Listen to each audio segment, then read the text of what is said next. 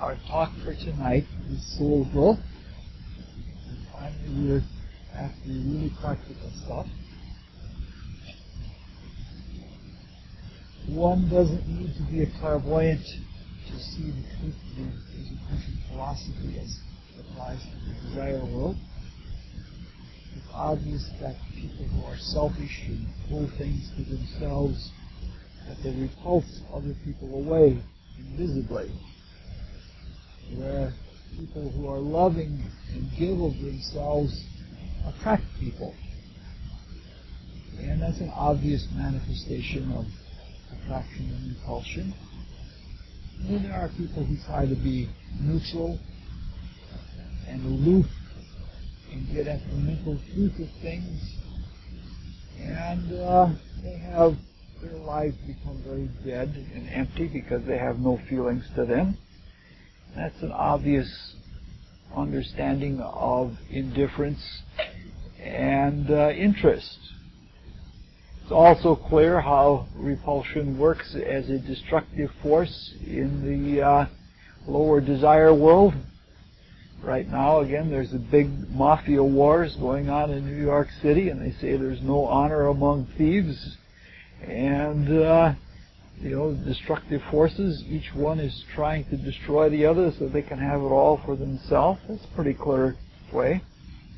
But one of the more interesting things about the desire world is more subtle, but it always engages me. And even with a horoscope, I can't always guess it. It's what one person brings out of another person's aura. So that when you introduce people, you don't know how they're going to react to each other, because there are different things in their desire nature. It's sort of like, have you ever worked with, painters have these color swatches. Have you ever seen them? They make a complete color wheel. First they have just the pure hues, and then they have about 3 or 4 tints and 3 or 4 shades. And I had a whole pack of them once, the kind that painters get, and then I got them all jumbled up. And you try to figure those things out, boy, you can go for hours at it, and hours and hours. But you put one color next to another, and surprising things come out. This is why there's really great creativity in art. Well, I think it's that way with people also. Like, for example, I don't know, most of you know John Hempstead? John Hempstead can get me to compromise when nobody else I'll even listen to. He'll get me to compromise. I'm sometimes pretty impetuous. But Daisy, on the other hand, can get me to do anything. Sometimes. Sometimes. She's the only person that has ever gotten me to do a talk on a topic that I really didn't care to do a talk on.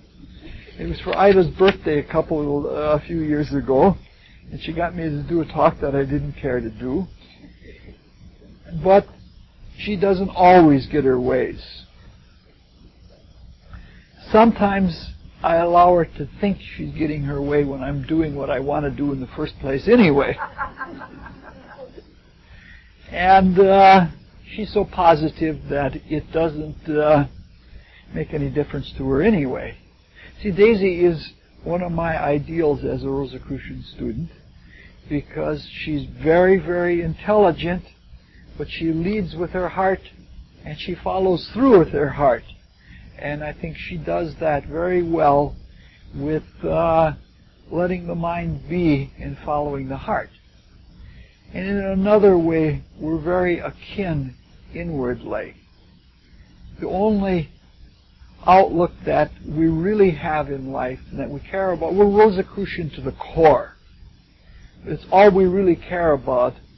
But from the strength of that, we're wide open to anything. Like if somebody came up and told Daisy, the saucer people are going to land on Mount Cuyamaca tonight and they're going to teach us a whole new astrology, she'd say, hey, let's go. Well, we're coming with but on some occasions she doesn't get her way, no matter what she wants. And this happens to be one of those occasions. because for about 3 months now she's been reminding me, she says, remember the 6th is fellowship night and that you should have a talk appropriate to that. But after a while I guess she sensed that she was facing a stiff wind and relented. But I tried to get the point across that this is meant to be a unified series of talks, that there was a stated goal and an objective. There were several streams underneath that I was trying to get to, and they're designed in a number of ways. For example, we're ending the age of Pisces and coming into the age of Aquarius, and in the negative signs, by precession, that's when the Catholics are strong. You find priests all over the place, no matter what the religion is. And then as you approach the positive signs again, then the scientists and philosophers come out of the woodwork. And so I wanted the talks to be especially for the, not the Catholic side, but for the children of fire, and ask all sorts of questions. And then I have another thing. There are other cycles. You know, some of those cycles are 300 and 400 years long. And there are two outlooks in the Western world. One is the outlook of Aristotle, and one is the outlook of Plato.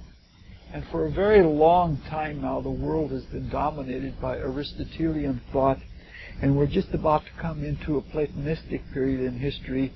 And I'm Platonist to the heart, and so I thought I would present these talks in a Platonistic way rather than in an Aristotelian way. But nonetheless, this relentless badgering by Daisy made a dent on me, and so I tried to remember that the day was Fellowship Day, and this talk, what I tried to keep in mind was what kind of talk would Max Heindel want to have presented? On what subject would Max Heindel want us to be focusing our attention? And so I chose soul growth as that topic because it fits in with the unified idea and probably the thing that was most dear to his heart. Okay, now we find ourselves in that joyous place again of thinking, which I love. I guess I love thinking almost more than anything else, even though thinking is work. In fact, everything is work to me now. You know, we're taught that work and prayer should be the two things that are on our consciousness. But do you know prayer is work? It's hard work. And so it's getting to be that everything is work.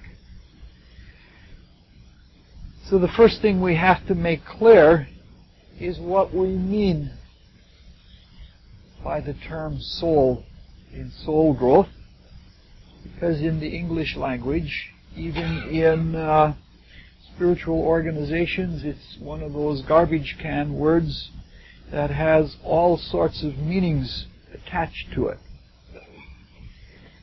For some people, the word soul means to be feelingful and compassionate.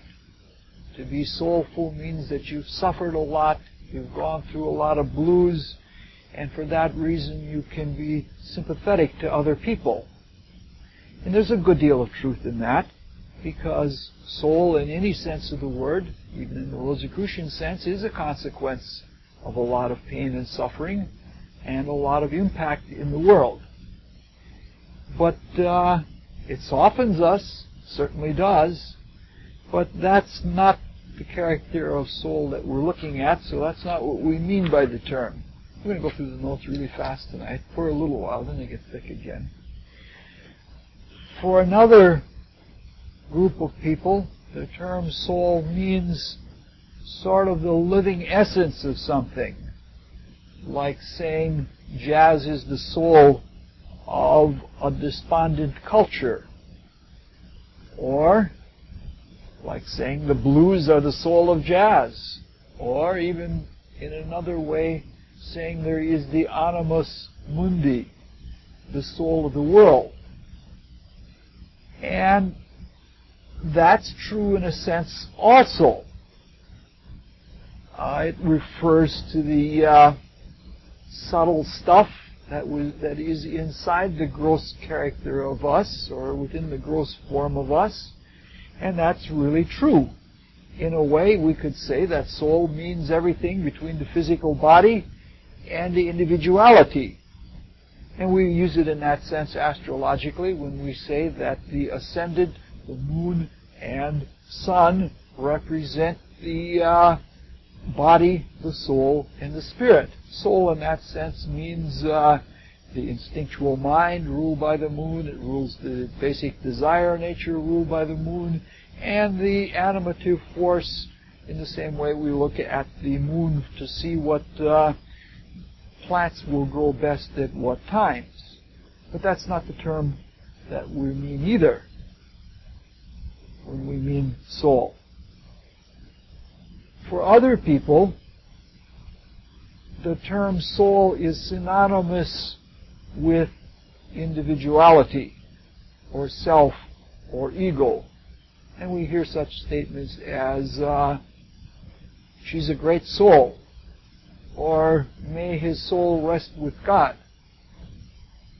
And there's truth in that also, because even though each attribute of the threefold spirit and the individuality therein has a character, when they're born, they're virgin. But as the individuality experiences things, the soul of those experiences comes out and is built into the individuality, so that in some ways the individuality has the character of the soul it has digested. And you can see how people come to that. But that's not the way we're using it either. We're using it in a much different way.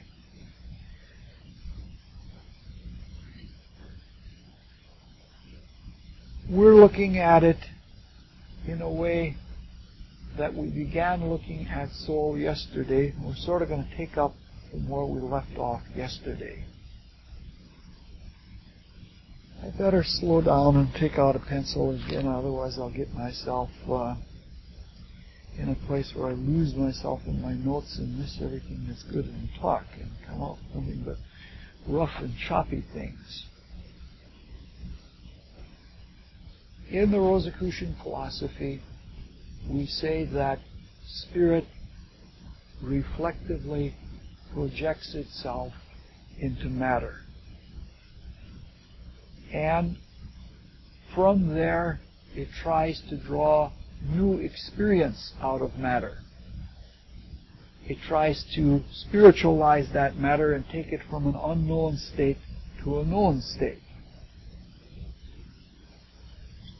The matter itself, and especially the forms, and especially the most intimate forms that we call bodies, are manifestations, direct manifestations of spirit.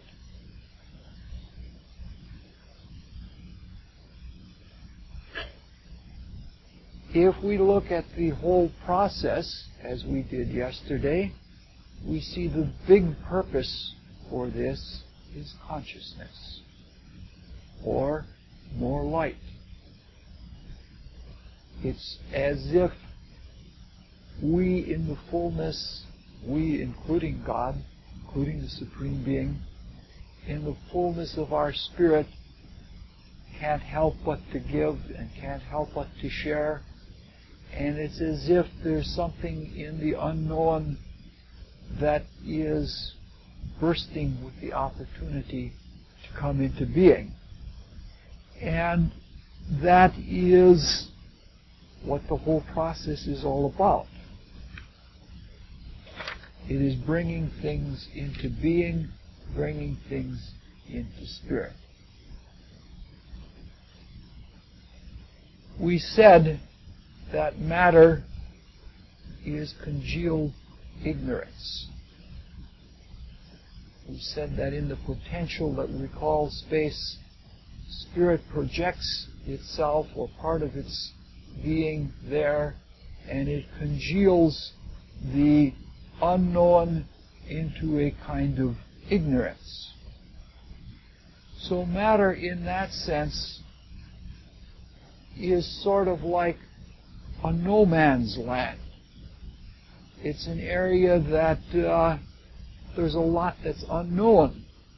There's the resistance of the absolute to coming to light, and there is the struggle, the unending struggle the Spirit never gives up of trying to bring things to consciousness. Through this struggle with resistance, we begin to know the unknown. And through this struggle, we lift up the unknown into known spiritual consciousness. As we said, this process takes an enormous amount of time. Primarily because it's very fundamental. It doesn't take much to understand that the grossest states of matter are very much asleep, very unconscious. And even us as human beings, as modestly self-conscious spiritual beings, even we're very, very unconscious. Most of the time we aren't aware of what's going on. We talked about that in earlier talks. We're not aware of all of the unconscious or subconscious activity that the Spirit does in our body, digesting our food and all of those kinds of interactions. And it's a slow process because the varieties of consciousness and the magnitude of the activity is enormous. It's on a cosmic scale. And if you think of all of the myriad of beings or becoming beings that are involved in it, it's going to take a long, slow time. Now, even as we're talking about it here, we're talking about it in the most simplified of the simplified ways. This is even preschool, because we can't really do it yet. We can't really talk about it in a deeper way because we're still too unconscious for that yet. We can't look at it with clairvoyance. We even have difficulty with the kind of perception we have right now, agreeing about what's going on. So, the matter or substance that we work on is not some absolutely external and foreign stuff. It's sort of a buffer state between the known, between the waking consciousness and the complete unconsciousness. It's a buffer state. And we said about all of this that the duality between the known and the unknown, between spirit and matter, is an intentional duality. And that duality is something like playing make-believe, only playing make-believes with full sincerity, for keeps. And when we do that, when we have a creative gesture of that nature and do it for real, this is how things are actually realized. The creative activity is in between. Now, because it's a buffer state, and because matter is a buffer state, and because the process is dualistic in that form of make-believe, there's a tendency sometimes to think among some people that matter is a complete and utter illusion. And when thinking that, the natural philosophy is to eschew that. In fact, in some of the philosophies, like in Persia, for example, matter was considered evil. And that the tendency was, in quite a few of the pre-Christian philosophies, this was the tendency, to escape matter, and to go into the spirit, which was the only realm that was real, the only realm that is true. And because of that escapist attitude, there would be nothing new in spirit. There would be no creation. In fact, that's probably a more serious error than materialism. Because if we get all bound up in materialism and almost worship matter, at least we're interacting. And at least something's going to come out of it. Eventually we'll tire because, there isn't the life in matter. There isn't, it isn't the same thing as understanding in the spirit. But at least we're interacting wherewith we are intended to interact. Whereas if we escape and try and live in some kind of transcendental bliss and some solipsistic notion of ourselves being with God, that we won't be fulfilling the intended purpose of creation. So when we're participating, when we're mixing it up with matter or with the unknown, that's the best thing we can do. And when we do that, something changes. Both matter changes and we change. Both of us are changed by it. And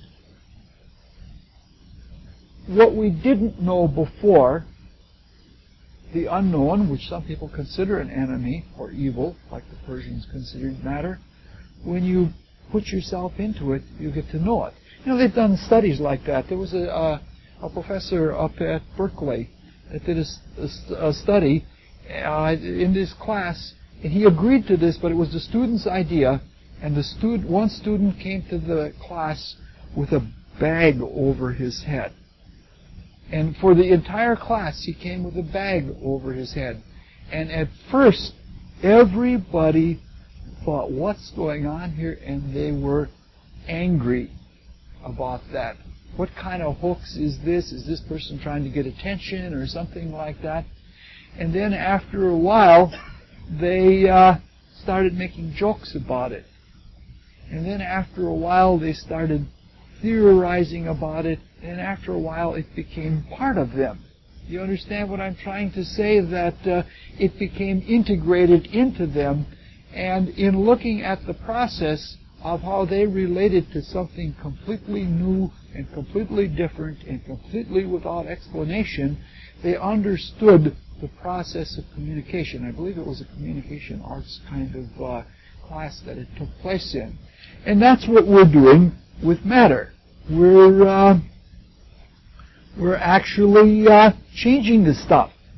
Our attitude toward this stuff. We're actually changing the stuff itself, That you're familiar with what New Agers put around. It's a great idea. It's a true idea. The 100th monkey effect. Do you know that chemists find out that some compounds that have never been crystallized before, that the first time they crystallize them, it's a very difficult thing, and then after it's once caught on, that it becomes much easier because it's as if the crystal itself, the substance itself, catches on to crystallization and it gets into it. It learns. All right, so we're all being changed, us in what we're interacting with. And certainly we can see in the process of the evolutionary creation that what we do changes. If we look successively at the kingdoms, this is hard and stiff. Whereas a plant, that's not a live tree, is it? No. Whereas a plant is more supple. And you look at an animal, it's even soft. And then you get to human beings, we're supposed to be softer and rare, though sometimes I think we assert our will in such a way that we are. But you get the idea that the whole process of our interacting with even the grossest physical matter, we make it softer and more pliable and more sensitive so that we can work through it. Especially the bodies or vehicles of consciousness that are ours personally.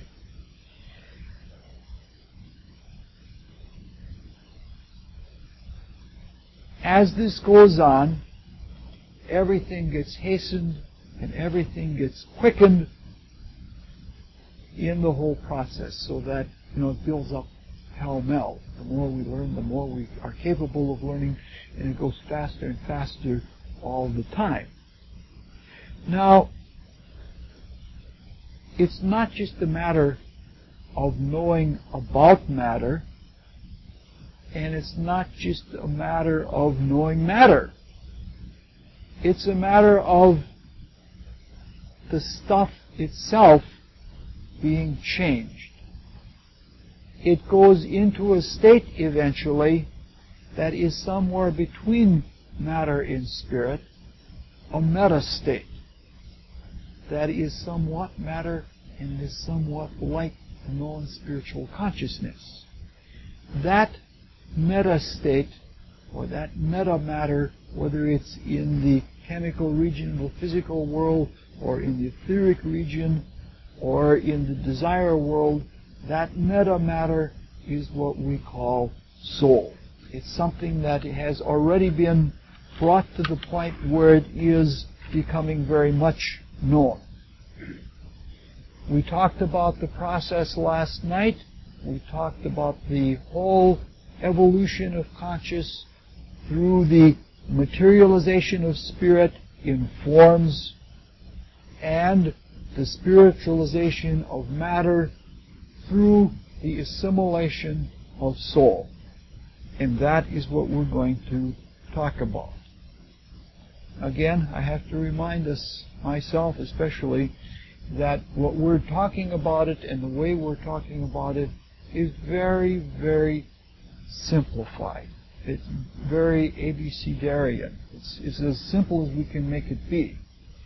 The whole process of bringing this to a meta state, and from that meta state bringing it into the spirit, is called soul growth. With this is associated the notion of spiritual growth, which is something that is completely of the modern mysteries and not of the ancient mysteries. In the ancient mysteries, and in some forms still present of those mysteries, there is no such thing as spiritual growth. There is the idea that you awaken more and more to spirit, but there is no spiritual growth.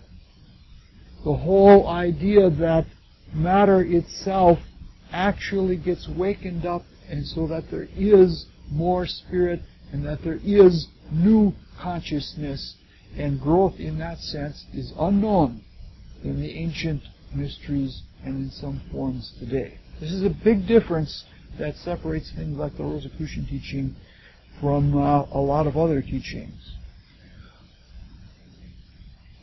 It's obvious right away that this is a process of experience. It has to be experienced, it has to be fulfilled, and there are no shortcuts. It's not something you can bypass. It's something that you have to do if you want to fulfill the purpose of creation. You have to go through the soul growth process. But nonetheless, even though it is a process that must be done, and it's long and arduous, it's something that can be done more efficiently. And this is what Max Heindel, this was one of the dearest things of Max Heindel's, was the efficiency of soul growth. Even to the type of clothing that we wear, so that it isn't noisy, for example, because having more shocking noise around us puts us in a different kind of consciousness, so that we can't really appreciate and listen to the inner and accomplish this more efficiently. So what we want to do then is look at doing this efficiently. So yesterday we left off, we said this is fighting the good fight, and yesterday we looked at strategy. And we said today we're going to look at tactics, and that's exactly what we're going to do, is look at tactics.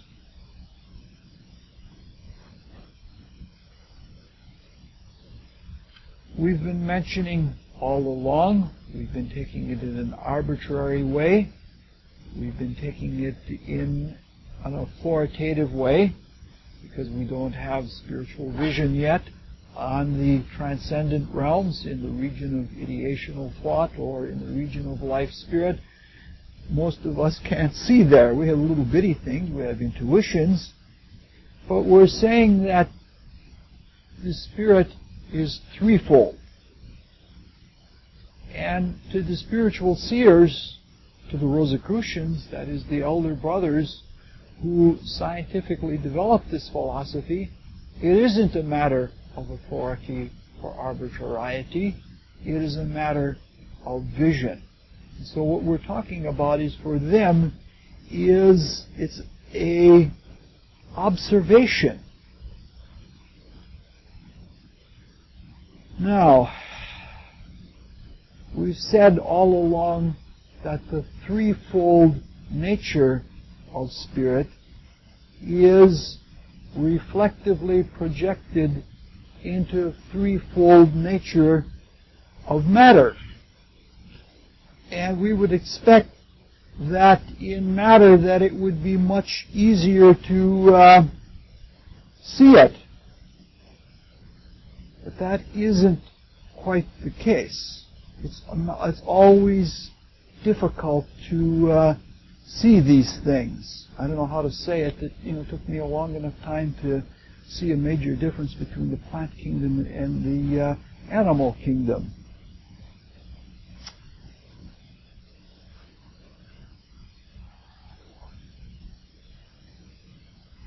Some of the simple ways we can see the threefold spirit. We looked at it at the threefold spirit in terms of color and light, and then we looked at it in terms of the three qualities of light itself.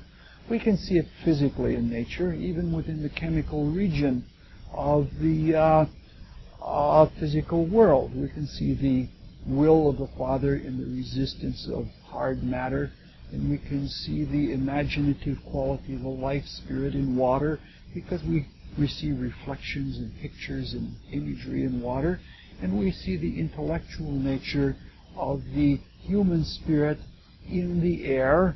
We even say that people who are very mental or intellectual or airy, we call them dry and things like that. So some of the things we can see, but some things are more difficult.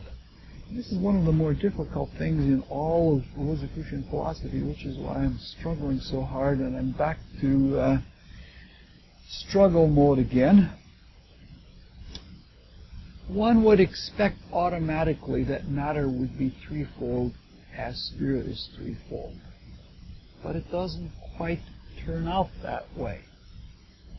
It turns out maybe yes and maybe no.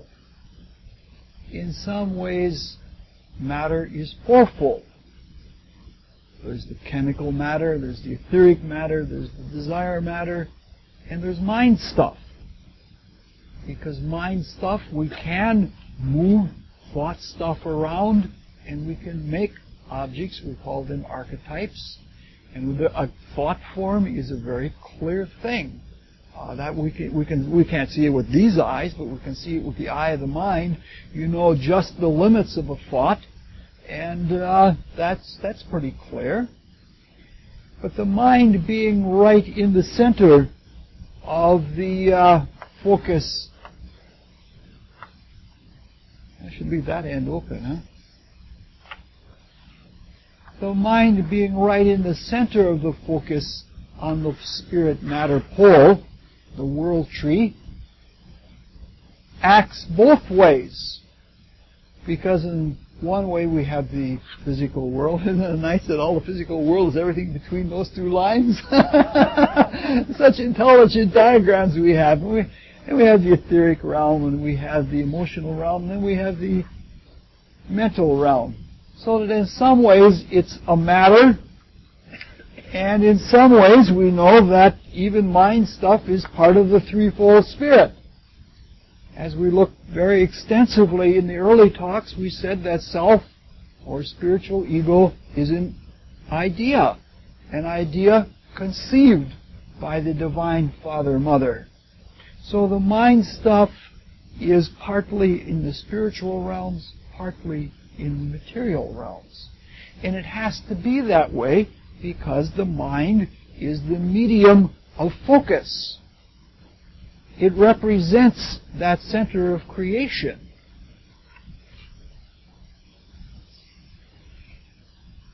So it has to have, if it's the center of creation, from which it's the neutral center. You know, Mercury was because Mercury was the divinity of all of the other divinities that was always the neutral member, the servant of the gods, and so it speaks on behalf of the personality, and it speaks on behalf of the individuality, and it has to be that way.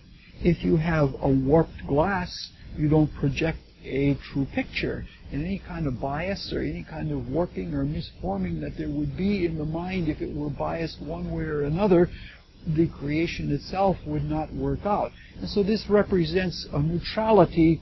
It represents a state between which everything on this side is primarily unknown and everything on this side is known, whether awake or not. That's really going to go over well on the tape, huh? The irony of all of this. And the people probably who listen to the tape will say, oh my goodness, he has the nerve to laugh at us. This difficulty is even more pronounced because the Rosicrucian Cosmoconception teaches that this lens mirror is capable of changing its focal length. And it does so at different times in evolution, especially in the second half of evolution, when all of the matter begins to collapse back into spirit, the focal length of mind is changed. So it's not an easy proposition.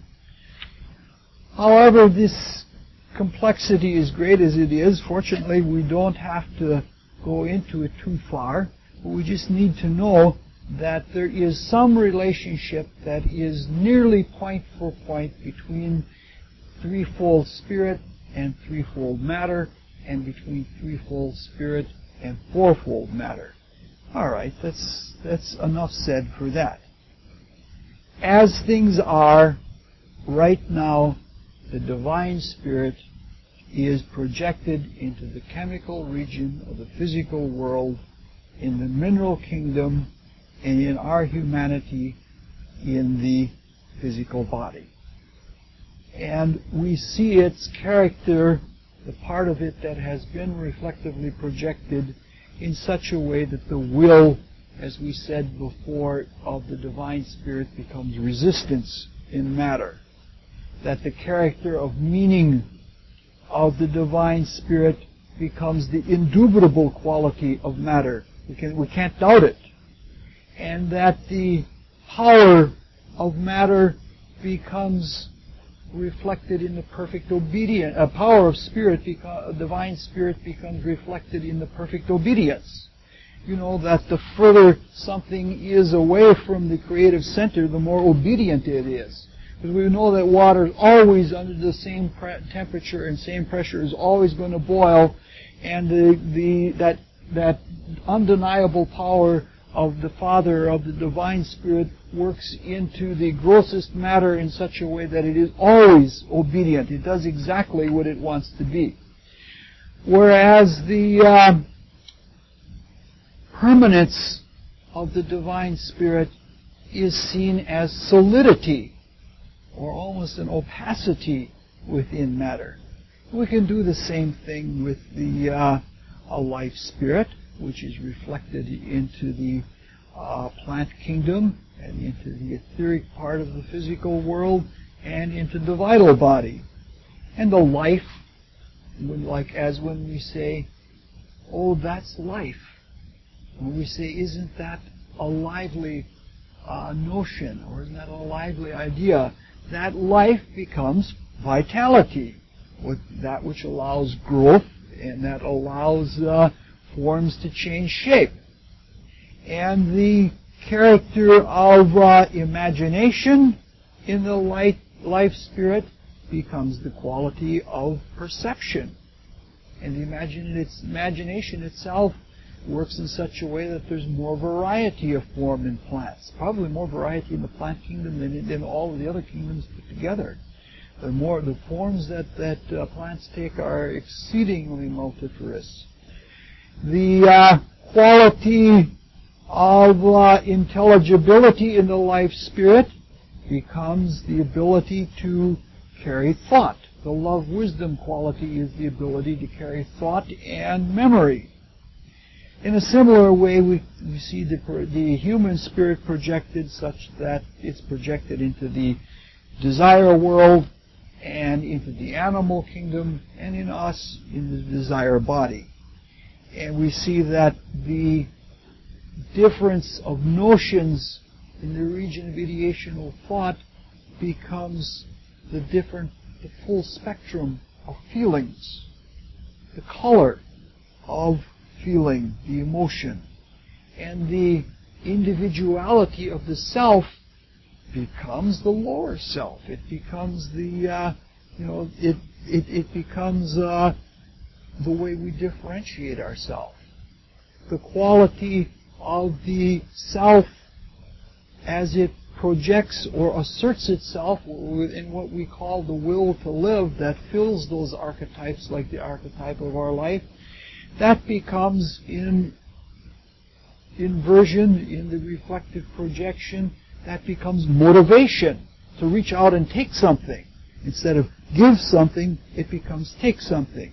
All right, and we see all of those kinds of things. Now, this is all very simple. I don't like to do too much of this because it's the reason why is because it's so much fun discovering all of these things for yourself, and it's also tedious to just do it.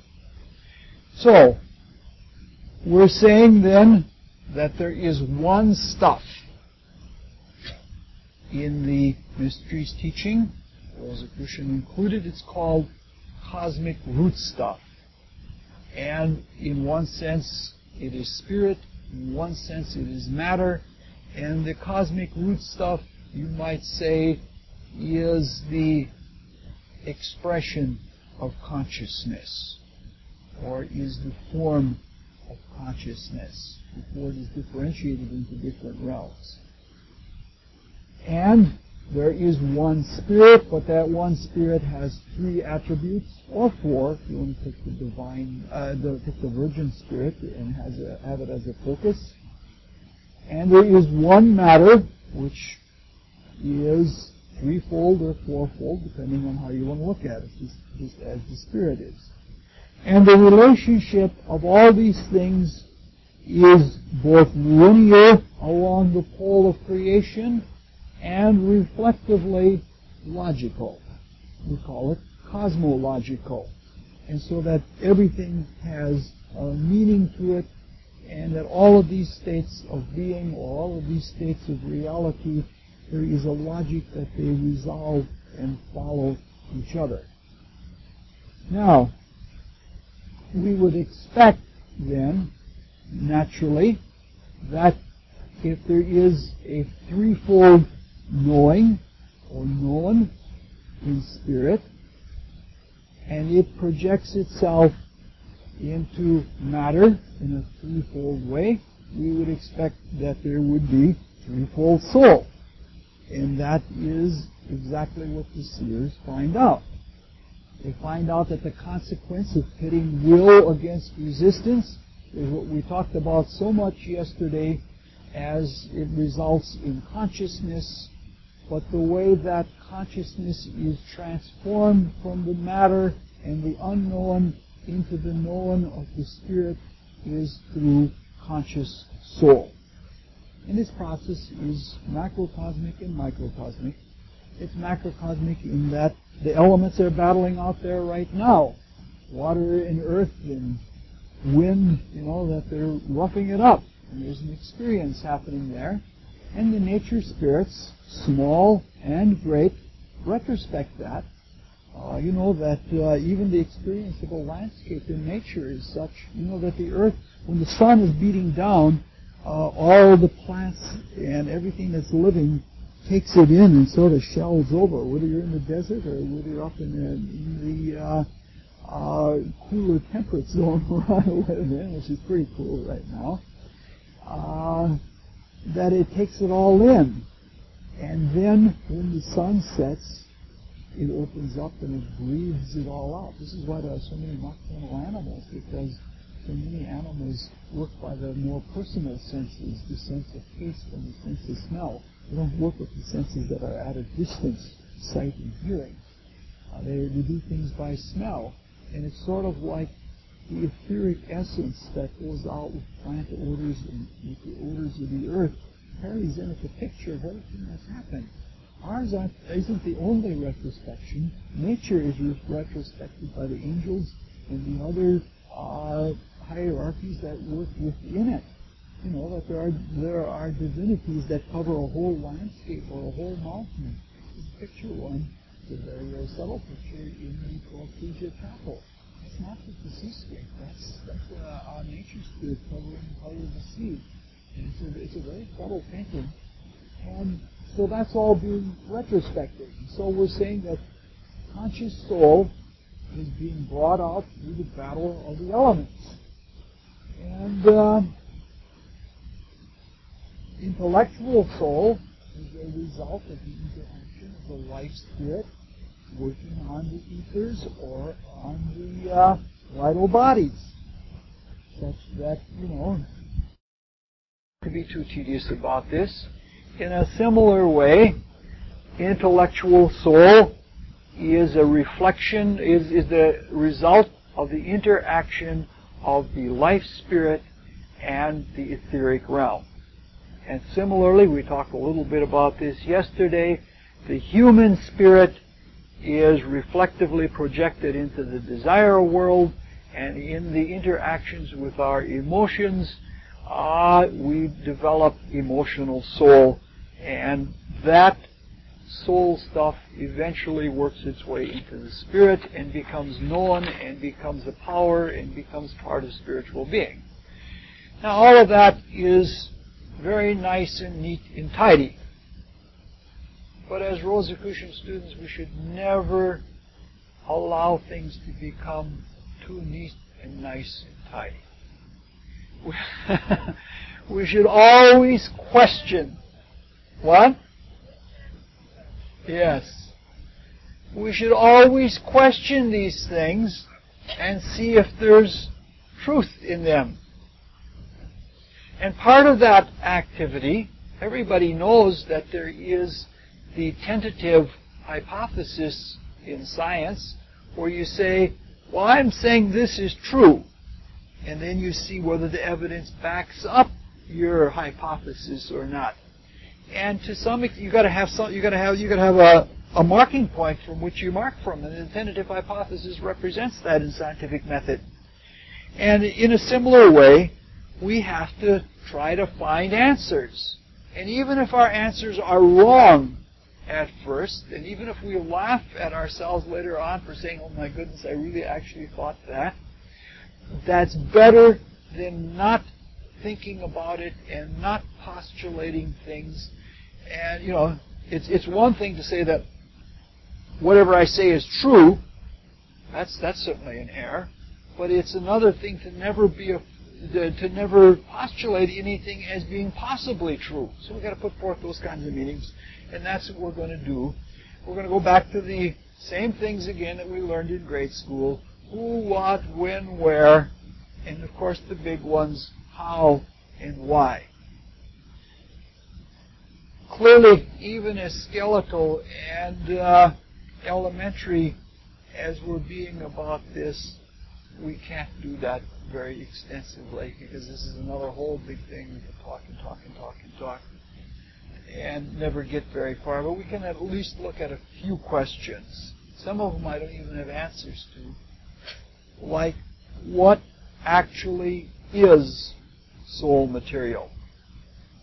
Or, how do we recognize soulfulness or soul material? Or, where is soul material? If we ask ourselves, what is soul material? We can say something like this. That which is the result of the interaction of spirit with matter. But that's circular. You see what I mean? And so far, I have never been able to actually say what soul is, except that it is some kind of meta state. But if we ask the second question, how do we recognize it? That's more satisfactory. I find much more satisfaction in that. How would we recognize conscious soul? How would we know a person had a lot of conscious soul? Simple. They'd be more conscious. They would be more wide awake. They would be clearly awake about the nature, especially of the physical world. Show me somebody who is always in the inner worlds, and that's not a conscious person. But show me somebody who has answers about this world. Somebody that has real answers and it is awake. That's a person who's got a lot of conscious soul. Clearly, we would expect that this person would have a strong willpower. Because of conscious soul, the result of that is a strengthened and elaborated divine spirit. We would expect that they would have a lot of willpower. And we would expect that it would be somebody that would not only be conscious in the material world, but would know about it. Not intellectually, but would know about it in the same way that a craftsman or an artisan knows about textures and knows about stuff. I work with scientists and I'm amazed at the conscious soul that some of those folks have. They really understand. And they're not just doing it with their mind. They know, you know what I'm trying to say? There is an ability there. In fact, there is a reasonable amount of art. And we would expect that they would know something about shapes and forms, and they would know something about structure, and they would know how these things work.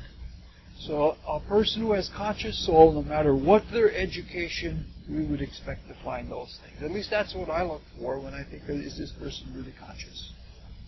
If we think about conscious soul in terms of the mineral kingdom, I think probably that the conscious soul, you might say, of the mineral kingdom, I don't mean this in a really literal way, is something like soil.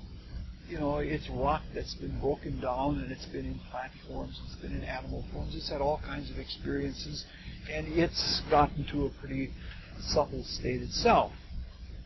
We can do the same thing with intellectual soul, and we would expect that a person who had a lot of intellectual soul would be lively, and they would be vital, and they would probably be graceful.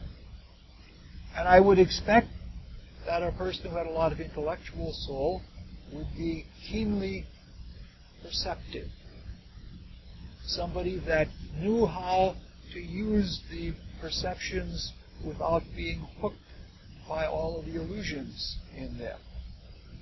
And I guess I would expect a lot of Oranian intuition. Somebody had a lot of intellectual soul. That would mean that there would be all the more that the life spirit could play on, and you would expect this person, whether they had an explanation or not, they would have all kinds of intuitions about what was true. We could do the same sort of thing with the emotional soul and the human spirit. We would expect a person to have a full spectrum of feelings. Not just the sad, not just the happy, not just the strong, intense passions, but the delicate feelings. And we would expect them to have a lot of ideas, and not just intellectual ideas, but all kinds of ideas. And we would expect that they would probably be what we call a character. And that doesn't have to be derogatory. We would expect a high degree of individuality if there is emotional soul. okay, these are just, I'm not trying to say anything new. I'm just trying to review, because what we're trying to do is look at soul growth and review it for our lives, because we started this series of talks way back on the cosmic level when we looked at the nativity in the heavens, and we were looking at Christ in the most rarefied ways possible, and now we're being pushed out of the inner sanctum out into the world. I get pushed out immediately after the talk is over to go into the world, and so we got to review the most elementary practical thing, and I don't want to bore you with a lot of enumerations. So let's move on to another question we have hanging. Where do we find the soul? And according to our philosophy, we find it in two places. Part of the soul, a very small part at this point in evolution, is already in the spirit. And part of it has remained in a meta state, so that to some extent in our bodies and in the world we have something that is between matter and spirit. Much too rare to call matter, but certainly not part of us enough that we can call it spirit. The part of soul that is in the spirit is invisible, except that it has left its trace in the character of the spirit, and sometimes even with the instances in all the records gone, we can still deduce the kind of things that a person has experienced in their past lives, because they have an awareness of a certain kind. You know what I'm trying to say? That this is that you can get the feel of a person who has been rugged and savage and severe and such like that, because you get the sense of something like that. They have an unbendable kind of will, and you see that can have only come about from such and such an experience. So there's no use talking about something that is ultimately invisible. So let's look at the other part. We've already said that this is a meta state. Let's look literally at the Rosicrucian teachings to see where the soul stuff is of our experiences that is known but not yet part of the full known state of being. Rosicrucian cosmic conception teaches that the emotional soul is found within, and I don't know exactly what that means, it's found within the three higher regions of our desire bodies. And it's something immortal to a relatively immortal, eventually everything gets collapsed back into the spirit, that we carry from life to life. And that the intellectual soul is in the two highest ethers of our vital body. And from that we could speculate that the conscious soul that has not been assimilated is probably in the highest region, or the chemical region of the physical world, somewhere in the gases. But that's a speculation. I have a lot more that I could say about it. There's scriptural testimony to that. And von Helmont would certainly love it. He would go a long way with it, and plasmaphysicists would. But I'm tempted, but I don't like to be speculative. What is important about this is that in our bodies, our physical bodies, our vital bodies, and our desire bodies, we do have something cumulative. that we carry of all of our experience.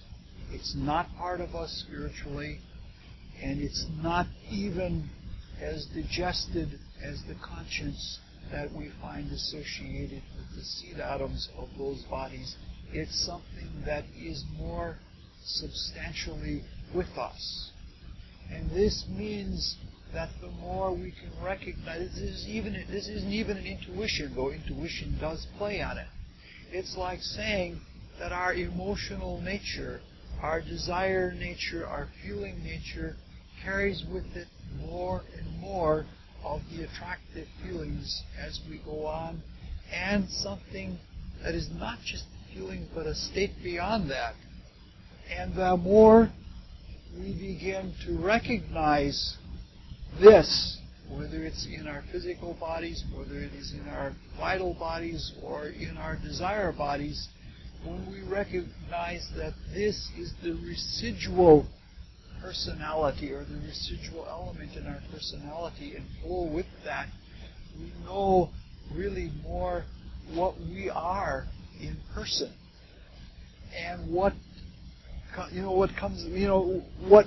how we can act in character with our personality. I don't know how to say this. I've never tried to say this before, all right, I don't want to enumerate anymore, except to say that that's a very valuable thing. I think we have to look now, finally after 10 pages of notes, we have to look at the whole process of gleaning soul.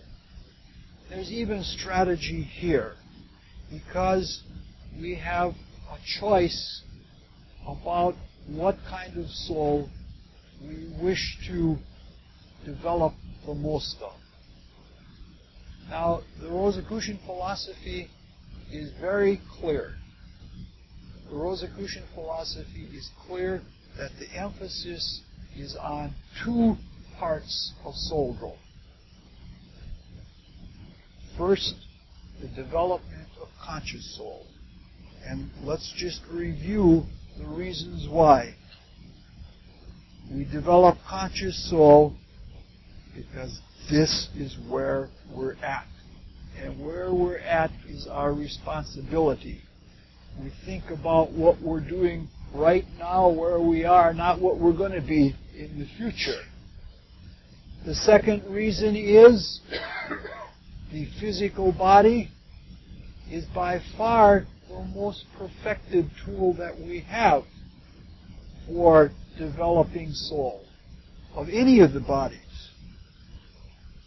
And because the basic consciousness of any kind has to do with conscious soul. It's the foundation that we build from.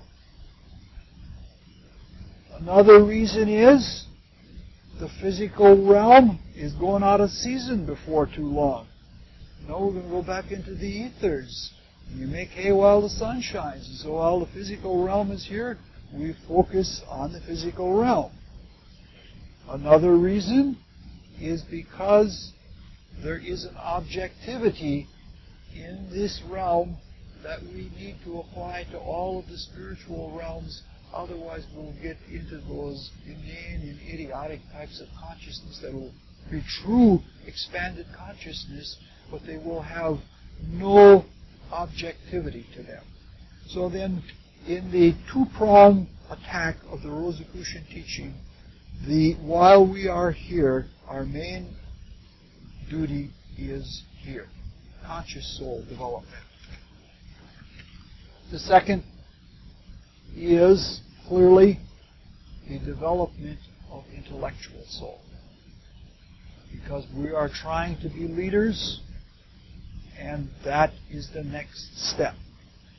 I read a book by a man once who claimed to be the only person to have experienced consciousness conscious of itself.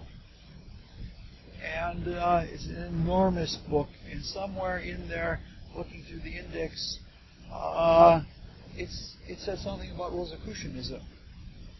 And I thought, well, I'll look and see what this man has to say about Rosicrucianism. And do you know, that man hit it on the head. He said, the Rosicrucians were an organization that developed. He didn't know they were still going, I guess. I don't know, he didn't say it at any rate. He said that the main emphasis was on getting the gold out of the material world and building it into etheric. He says this was the essence of all of the work that they did with their alchemy. And that's really true.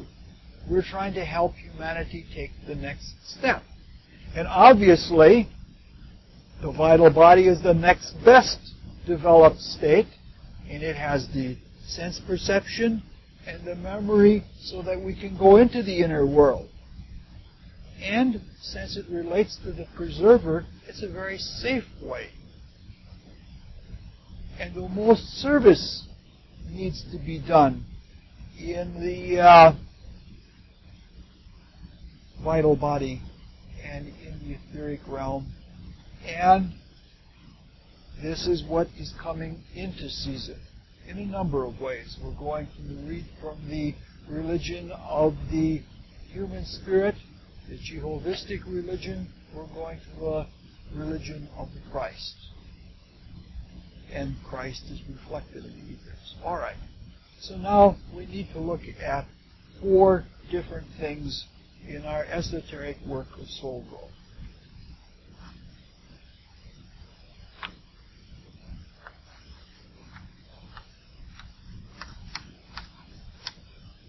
Development of soul, assimilation,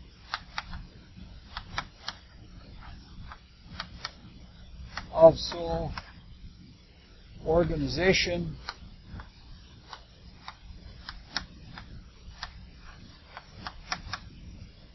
of soul, and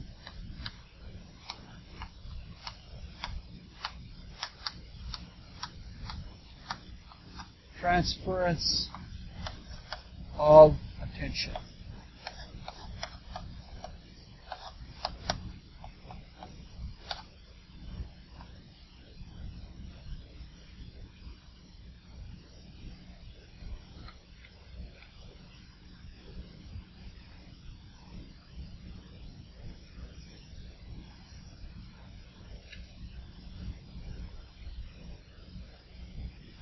Development of soul could be answered in one word: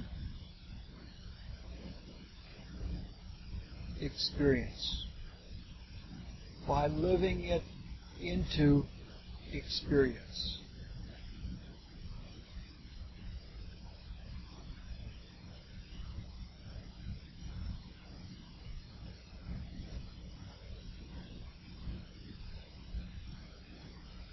I'm going to skip something in the notes so we don't take too long. The 2 highest ethers are where soul material is developed, where it is kept, and where the attention is transferred to. So let's look at those 2 ethers in terms of development of soul.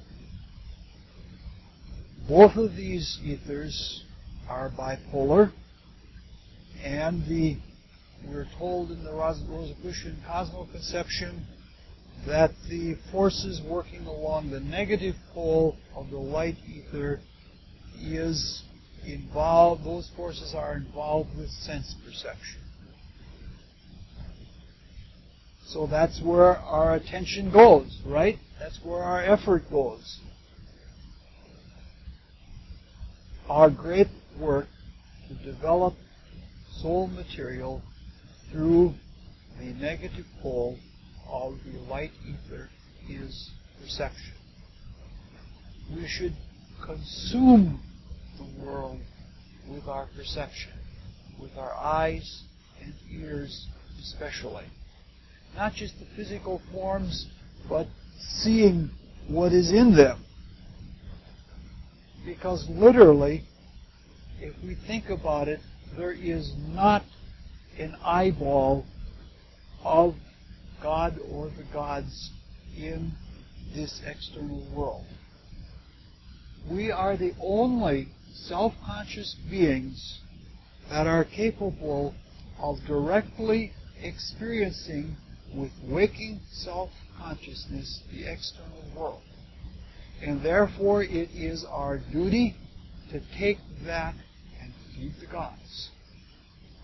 Sure, things that happen in nature are retrospected by the angels and other life waves, but it's not the same thing. Animals have sensory mechanisms, but they're not as developed as ours, and they're not wide awake. And on top of that, there isn't the appreciation or the affirmation or the praise or the participation in working with what we see. So this is just a review, but this is, if we want to grow, we're told in our teaching that if we want to grow, that when we look at things, we should look at them clearly, and that the impressions that we form, that we should allow them to sink in, and we should see them as clearly as can be, and that's our activity. The forces that are active at the positive pole of the light ether are involved with the heating of the blood. This ether, which corresponds to the desire world in the same way that the chemical region relates to the chemical ether relates to the chemical region, the light ether relates to the ethers themselves, the white ether relates to the desire body, and the reflecting ether relates to the mind. We know that quite a bit of the blood warming is a process of the metabolism in the liver, which is the seat of desire. But what does this mean? That how can we develop soul by the warm blood? Work, right? What allows the blood to be warmed is the red blood cells. It's a burning, it's a fire. I could preach a fire sermon, I guess. It wouldn't get us very far. Sermons never do. So just to review then, work. What we see at the other end of this ether should be done or could be done is what we do with this. And we must be warm, we must be enthusiastic about it, and it must be really sacrificial.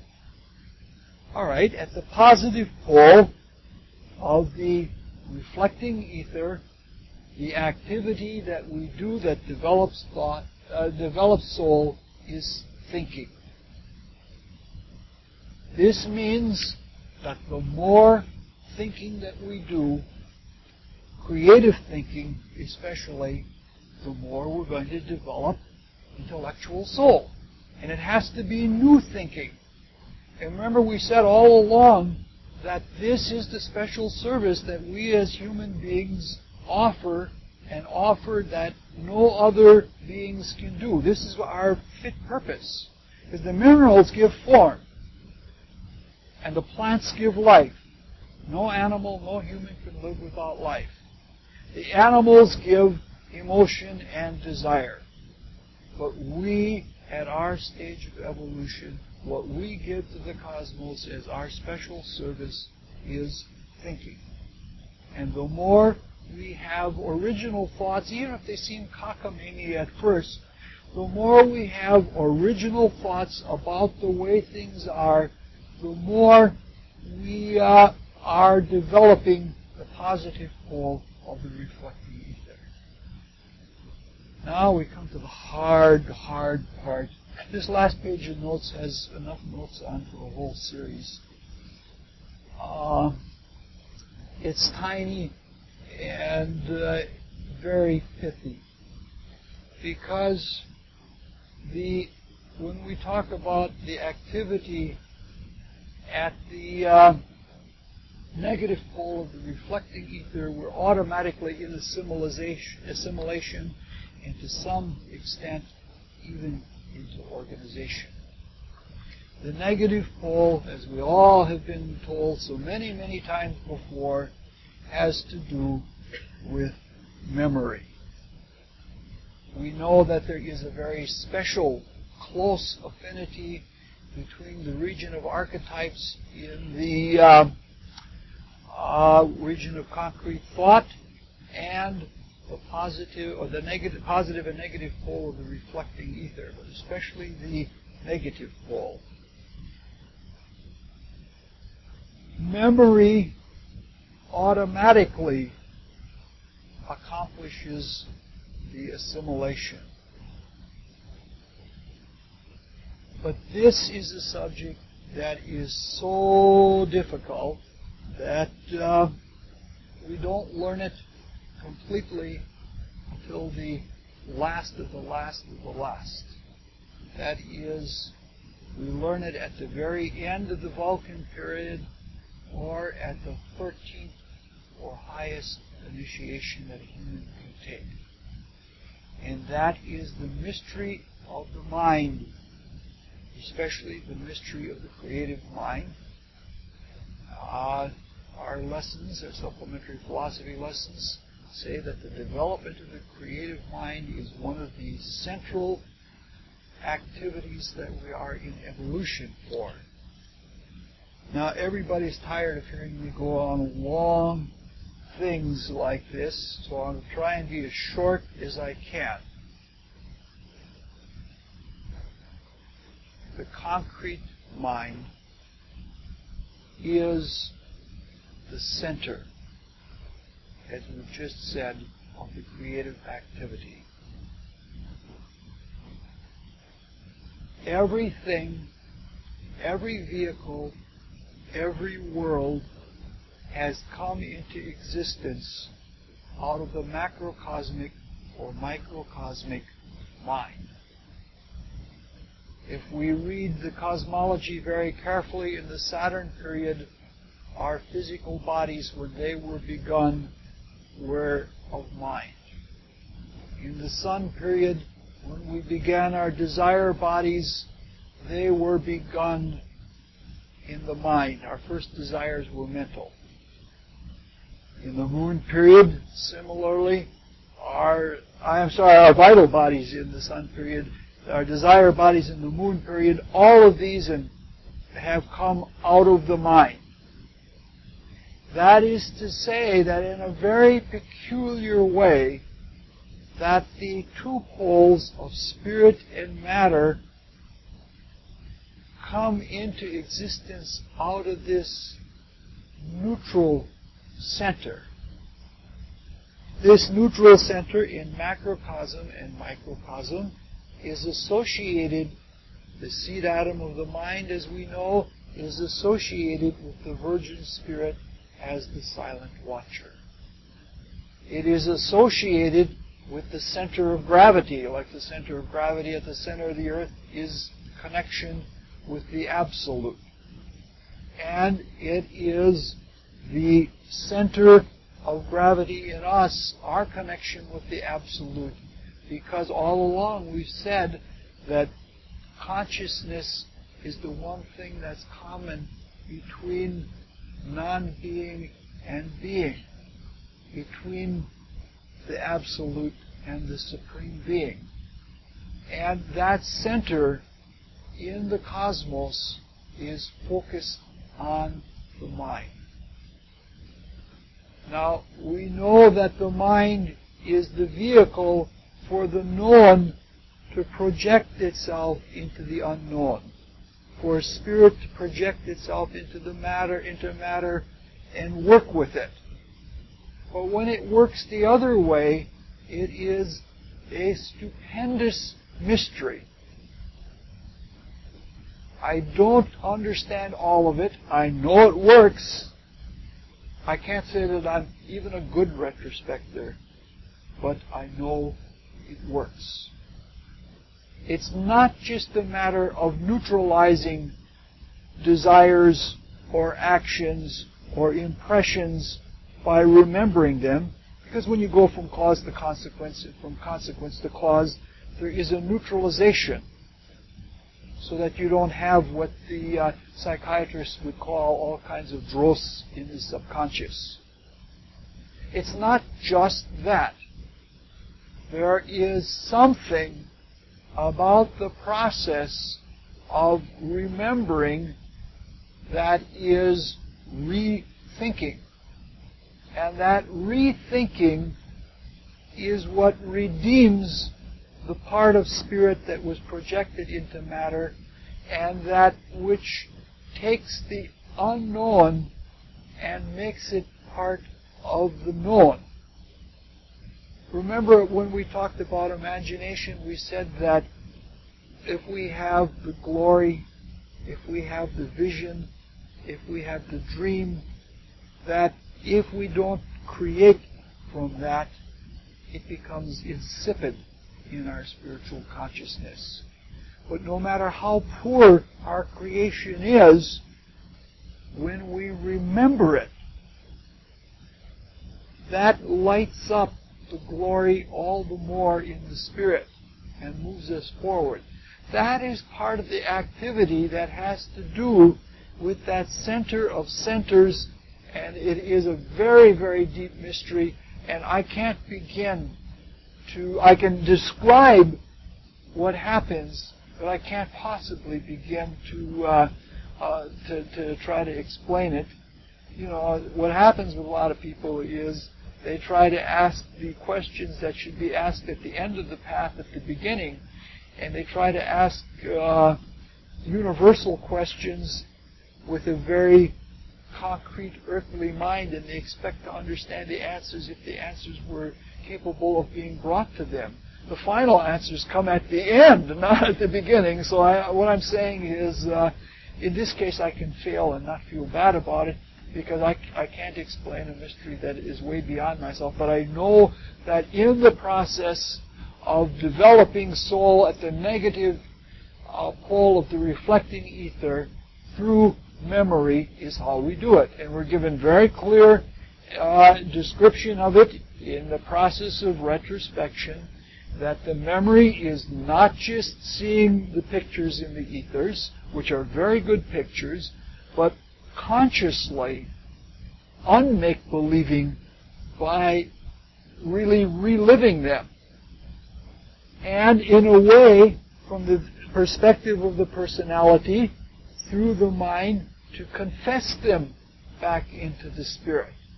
That's again that humility aspect that feeds the spirit and keeps the flow. It goes back upstream the other way, in like if we are confessing to the Christ within in doing our retrospection, that makes it real. This is not meant to be a talk in retrospection, but we know, or we have talked a little bit about the development of soul and the assimilation of soul, because all of the assimilation of soul is made possible by memory. We've said that the whole act is a voluntary sacrifice, because we said that this is one of the works of Christ that inaugurated the whole second half of evolution, which is again right at that center. Right at the very center, Jesus being the center of all human beings and humanity being the special shuttlecock of our whole cosmos.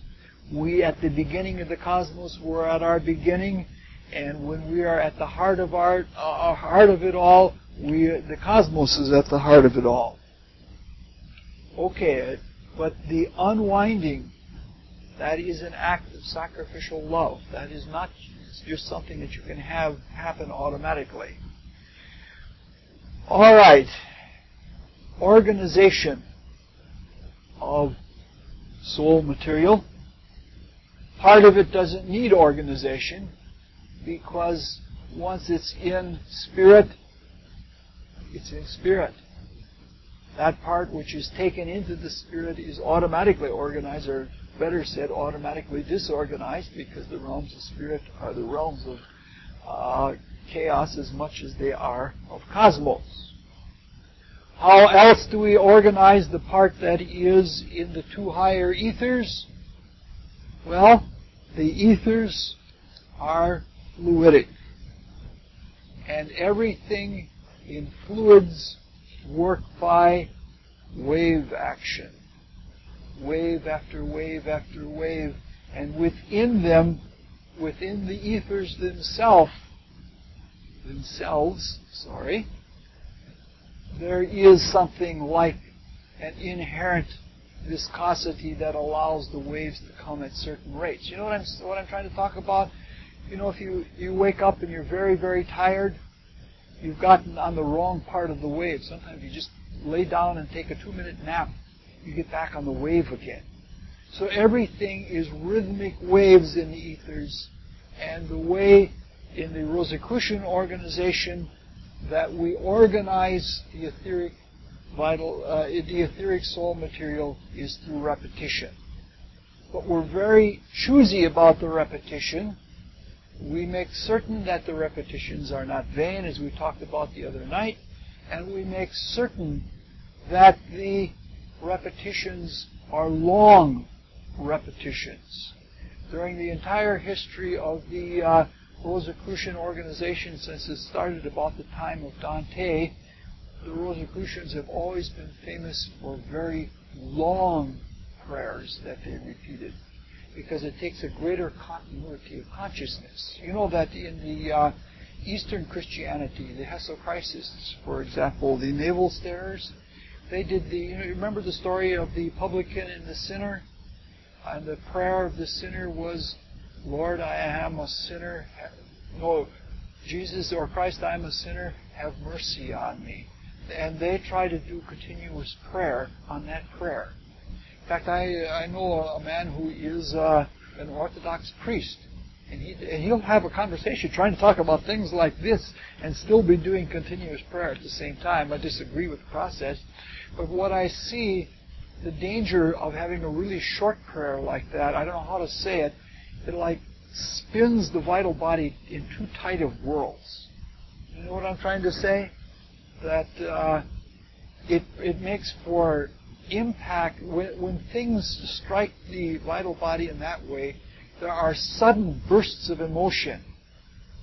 And the feelings, you know, like if you're going or have gone through menopause, you have those bursts of emotions, or if you have cancer, what one gets are called the goopies, because cancer produces in the vital body and in the hormones that are the expression of the vital body in the physical, it produces hormonal imbalances. You'll get those suddenly. You'll be teary-eyed, and then a few seconds later it'll go away. And that sort of thing happens with very short repetitive praying. And it doesn't make for a really healthy type of consciousness. I don't know how to say anything more. I'm getting tired. Everybody else is getting tired. All right, so we're saying then that we use the student's prayer, which is a reasonably long prayer, and there's enough information in it. It's based on a couple of psalms primarily. That there's enough information in it, and it's enough information in it that's worth repeating. Do you know that I've been doing it for 28 years, and sometimes I have used, when I get into places that I can't do other kinds of things like healing prayer or something like that, I'll sit down for an hour and do the Rosicrucian prayer, and you know I still am discovering things in it yet. You'd expect that with the morning exercise, which is where we're at now. We're at the transference of attention. And the transference of attention in the Rosicrucian teaching, as far as soul growth is concerned, is once we have accumulated the soul by doing activities, developed the soul, and we have assimilated it by retrospection and organized it by repetition, then we have the morning exercise, which is the way that we put our attention, the waking consciousness that we have in the physical. We do it exactly when we awake, without moving our bodies if we can. We transfer our attention from the waking state in the physical world. We take the waking consciousness and put it into the ethers. Especially we do it by doing the first 5 verses of the Gospel of St. John, which speaks about the Word as the second attribute of the Supreme Being, as the second attribute of God in Christ, or the life spirit, and that is reflected as the whisper. Some people even hear it in the whisper of the bloodstream, because the bloodstream belongs to Christ in the same way that the muscles belong to Jehovah and the desire body. The bloodstream belongs to Christ, and that there is a whisper in the blood rushing through the ears, but we listen for it in the ethers, and we transfer our attention in that way. Okay, so we have looked a little bit at soul growth. We have only two things left to talk about, and that is, I'm very thankful for having the opportunity to come here and give these talks. I've wanted to talk about Christ for years, and I never had the opportunity to do so. I never would have come out here if Daisy hadn't suggested it. I had never even thought about it. So these are Daisy's talks. And the other thing is, I would like to apologize because there hasn't been a single talk that I have been near happy with. And especially in some of those early talks, majority of the material is missing and the spirit isn't right. I would like to say especially thank you to John and Barbara, who have been hostesses so wonderfully. They're very cordial. They're the right people to have around the guest house there to meet people, because people don't want to hear all kinds of heavy philosophy. They want to know that they're accepted and loved. And that is present with those people. And then there's one other little thing. This is fellowship night, and this talk was meant to be on what Max Heindel would want us to talk about, and that is on soul growth.